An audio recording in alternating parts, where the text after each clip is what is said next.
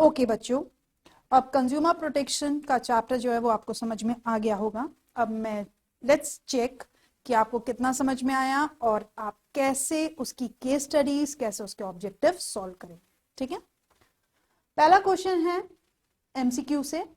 When Yashika, in spite of paying the full price of the plot as per the terms and the condition of the allotment letter, was not given the possession of the plot by the builder, she filed a case in the state commission. Identify the right of the consumer being excised in the given case. भाई यशिका है, उसको possession नहीं दिया गया और उसने पूरा payment भी कर दिया था, तो उसने स्टेट कमीशन में जाकर कंप्लेन की।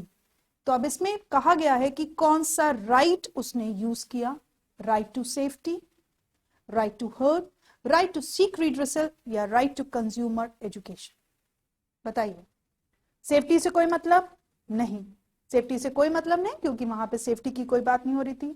हर्ट सुनी जा रही है उसकी बात। राइट टू सीक रिड्रेसल, भाई अगर कोई भी चीज ऑथेंटिक नहीं है तो डेफिनेटली उसका जो खमियाजा है वो भरना ही पड़ेगा। और लास्ट है राइट टू कंज्यूमर एजुकेशन। तो सोचिए, समझिए और बताइए कि इसका आंसर क्या मिलेगा आपको।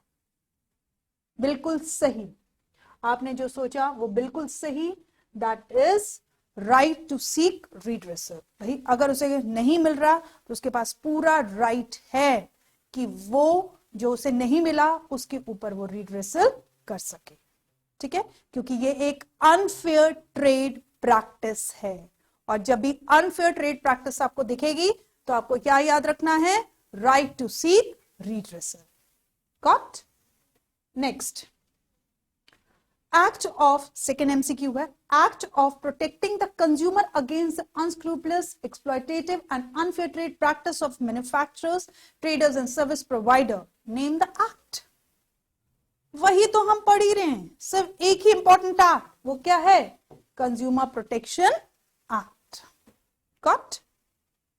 नेक्स्ट, अब हम बात करने वाले हैं केस स्टडीज की। केस स्टडी को पढ़ने से पहले मैंने आपको बोला था हमेशा एक ही बात कि सबसे पहले उसका क्वेश्चंस पढ़िए ताकि आपको केस स्टडी को एक ही बार ध्यान से पढ़ना और आप उनका आंसर्स आराम से दे सके। ठीक, identify the right of the consumer violated in the case of the, in the case, कौन सा राइट वॉयलेटेड है ये हमें वहीं से पता चलेगा। राइट्स के बारे में क्वेश्चन पूछा गया तो आपको देखना है राइट इज वॉयलेटेड। ठीक है, second, identify the one responsibility of the consumer not fulfilling in by the submarine in the above case। कौन सी responsibility उसने fulfill नहीं की, ये हमें ध्यान रखना है।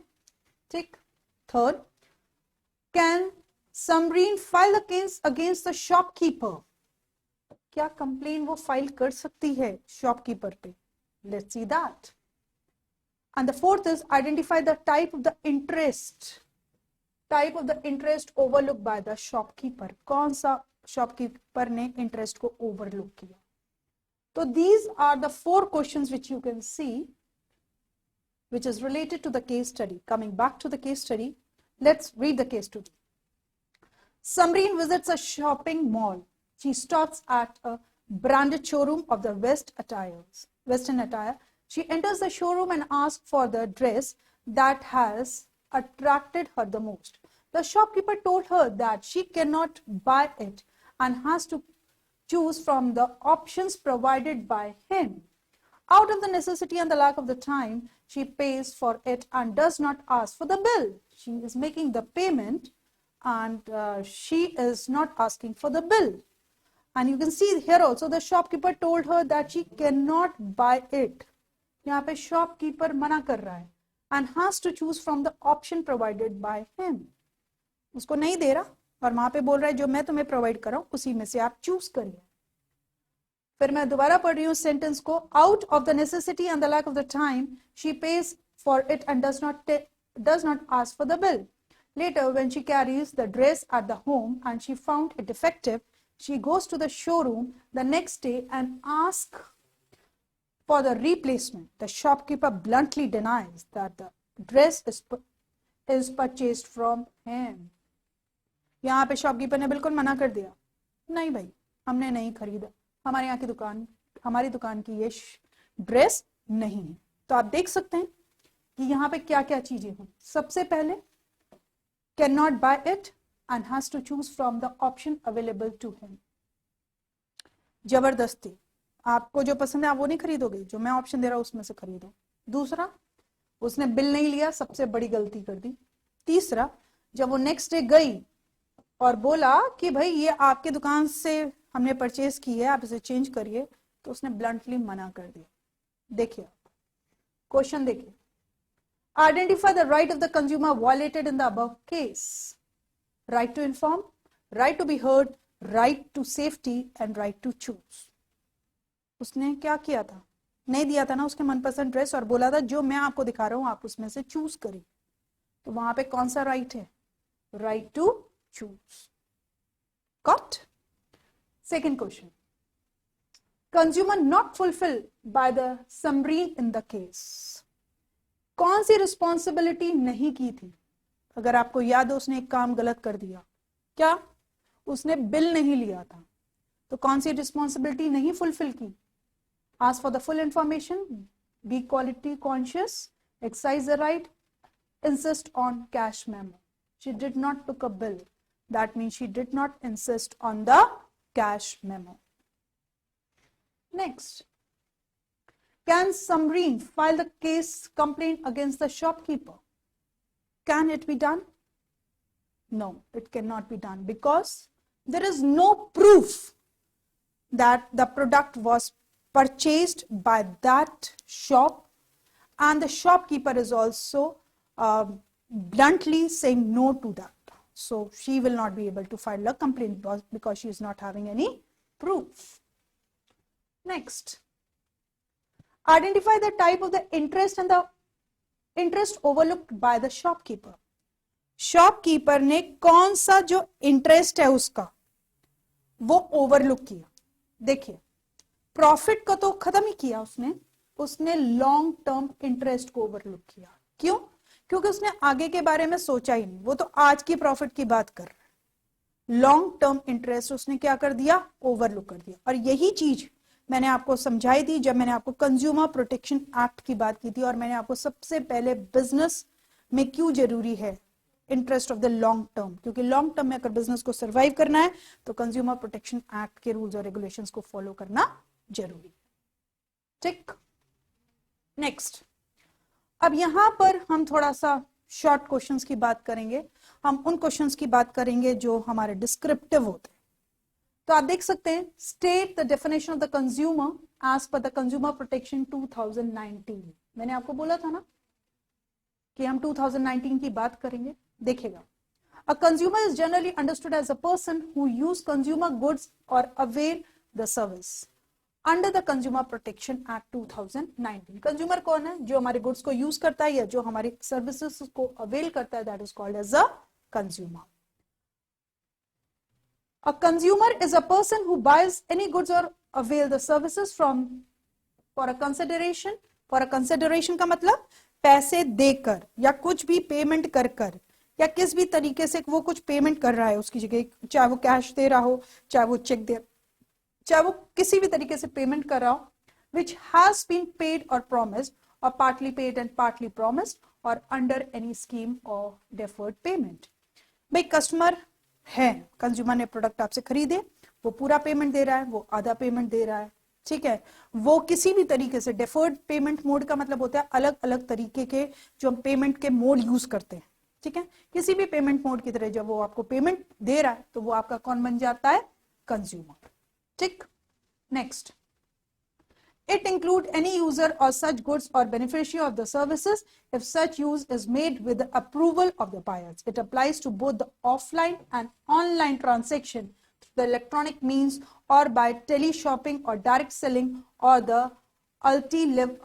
multi-level marketing। भाई अब हमारा ये फंडा भी आना शुरू हो गया है, ऑनलाइन एंड ऑफलाइन। आप किसी भी मोड के ट्रांजेक्शन्स कर सकते हैं, आप ऑनलाइन भी कर सकते हैं या आप ऑफलाइन भी कर सकते हैं। However, any person who obtains the goods or avails services for the resale of the commercial purpose is not treated as a consumer and is outside the scope of the Consumer Protection Act। ये चीज आपको एक difference समझना पड़ेगा। हम consumer और customer को कई बार सिनोनिम की तरह यूज करते हैं, पर ऐसा नहीं होता बच्चों। कंज्यूमर का मतलब होता है जो रियल कंजप्शन करता है प्रोडक्ट का, जो रियली प्रोडक्ट को कंज्यूम करता है, that is called as a consumer. And customer वो होता है जो प्रोडक्ट को खरीदता है, पर कंजप्शन के अपने पर्पस के लिए नहीं खरीदता, अपने कंजप्शन के लिए नहीं खरीदता, वो किसी दूसरे को बेचने के लिए या कोई दूसरा उसे यूज करता है। तो जब भी हम कभी भी हमें ऐसी कोई चीज मिले कि रीसेल हो रहा है प्रोडक्ट को और वहां पर कोई भी कमर्शियल एक्टिविटी हुई है, तो प्लीज याद रखिएगा वो कंज्यूमर प्रोटेक्शन एक्ट में कंज्यूमर के नाम से नहीं आएगा। ठीक, ये था एक छोटा सा definition of the consumer. Let's proceed. How many consumer grievance redressal? 3 tyre machineries. मैंने अभी आपको बताया था 3 टायर मशीनरीज, होप आपको याद होगा। बिल्कुल, पहला district, second state and third national. ठीक है, district commission, state commission and national commission. याद आया? डिस्ट्रिक्ट 644, अगर आप कहें तो मैं आपको एक बार फिर से रिवाइज करा देती हूं, आप देख सकते हैं। देखिए, डिस्ट्रिक्ट 644, यस। फिर इसके बाद एक मिनट, कंपोजिशन आपको याद होगा, 2 लोग, एक प्रेसिडेंट और 2 अदर पीपल, जिसमें से एक वुमेन होना जरूरी है।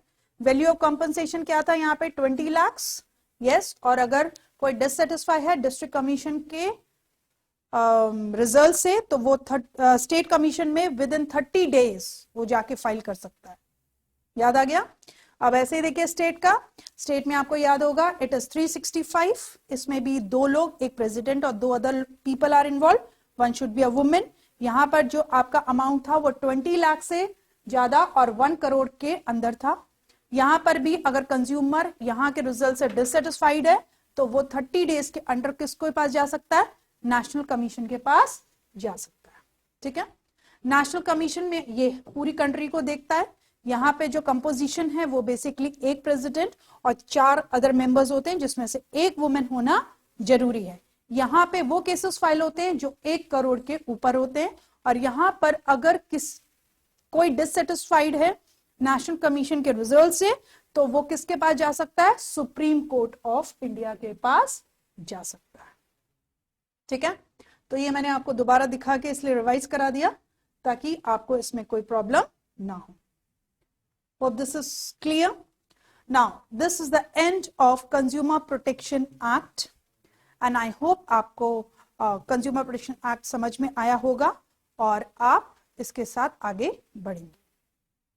तो मैक्स मार्क्स को फॉलो करते रहिए और मैक्सिमम मार्क्स लाते रहिए।